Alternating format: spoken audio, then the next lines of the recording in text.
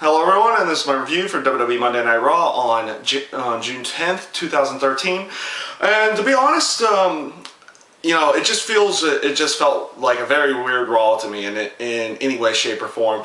The whole Triple H, Stephanie McMahon, Vince McMahon storyline going along with Curtis Axel there, it seemed to, fit in for what they were doing. You had, Vince and Triple H trying to one-up each other, and they were always trying to one-up each other in the show, even after it seemed like they made up at the end. You had Stephanie in the middle trying to, get them to work things out type deal. It just really came off a little bit weird there. It had no bearing towards the pay-per-view in any way, shape, or form, which they needed to build up more going in there. Which they did put a lot. They did put at least a few more matches in there. Though again, some of them just came off as really weird. I think they were trying to shake things up a little bit.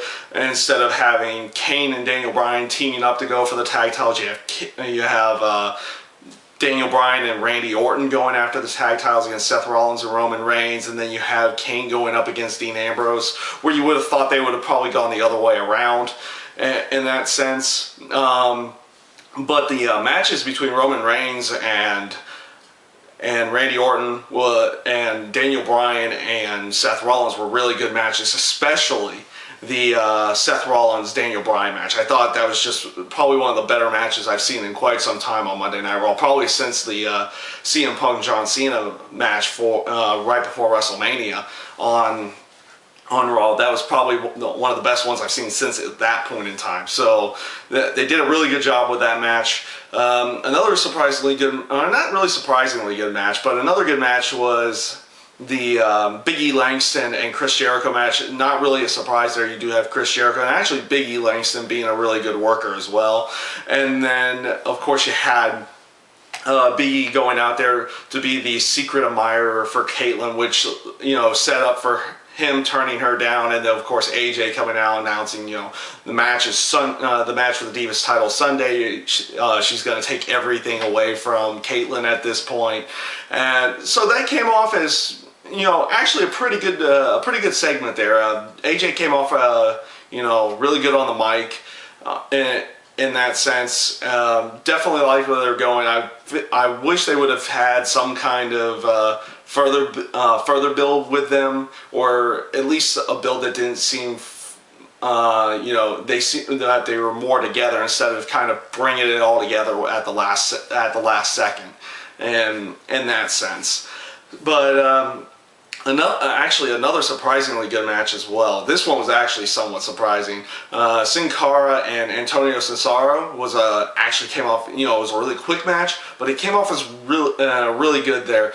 Sin Cara was hitting his spot on the entire match, and of course Cesaro's always been a great worker in the ring. And it seems as if maybe he's going to be working with Zeb Coulter, or he had Zeb Coulter at the commentator's booth during the match. So we're going to see where they actually go with that at this point. Maybe they're going to sway Zeb Coulter away from Jack Swagger and maybe have him work with a few other people.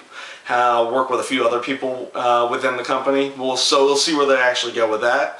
I find it weird that they decided to remove Fandango from the Triple Threat Intercontinental title match. I think I'm not sure if he got injured or something. I haven't read anything on that sense. But I just find it weird that they took him out and then replaced him with Curtis Axel. I know they're trying to push Curtis Axel really quickly here.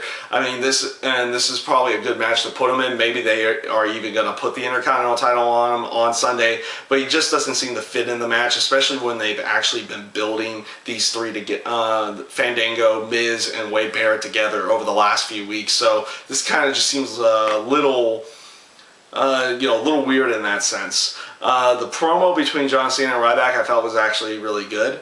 They have built that storyline. I felt they've built that storyline pretty good over the course of the last few weeks, and the 3 Stages of Hell match has always been a fairly entertaining match to me.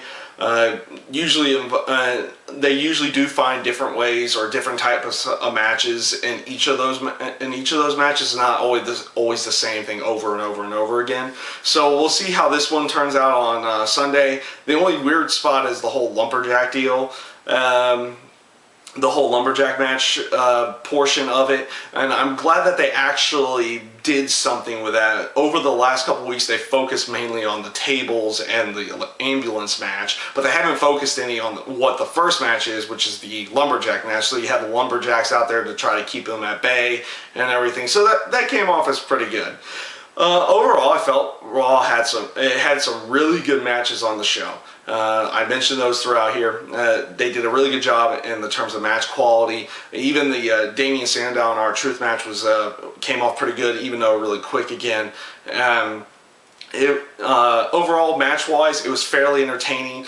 They had some decent build going into some of their matches with the pay-per-view, and but overall, like the whole Triple H, Vince McMahon, Stephanie McMahon deal with Curtis Axel in there came off as a little weird. Obviously, it looks like they're going to be putting him into another match, Triple H into another match with Curtis Axel with next week's Raw. So I assume this storyline with him and Vince is not going to end anytime soon. So we'll see where they actually go with that as well, and see if it starts making a little bit more sense as the weeks go along. But it seems like they're just going to be trying to one-up each other at all times at this point.